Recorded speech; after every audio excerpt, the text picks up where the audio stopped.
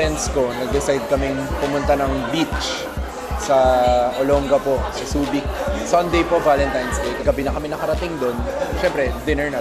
We decided to eat. After noon, siyempre, lakad-lakad ng konti. Hanggang sa nakasalubong ko po yung mga Bulaga staff. Siyempre, bumati po ako sa kasi kilala ko. Sabi niya, oh, dito si May. Ah, talaga? So, dinala po nila ako doon.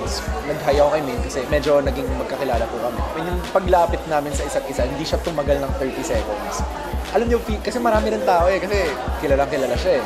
Kaya siguro parang nabigyan ng mali siya na magkasama kami. Okay, sige. Bilang fan, kasi fan nila akong dalawa. Opo, ng Aldab.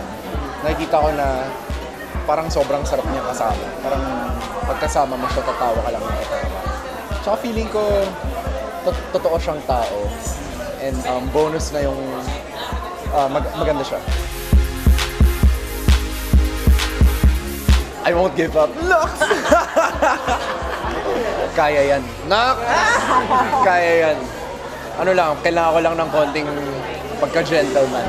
Hi Showbiz Chika, I'm Derek Monasterio and mag-chikahan tayo to the max.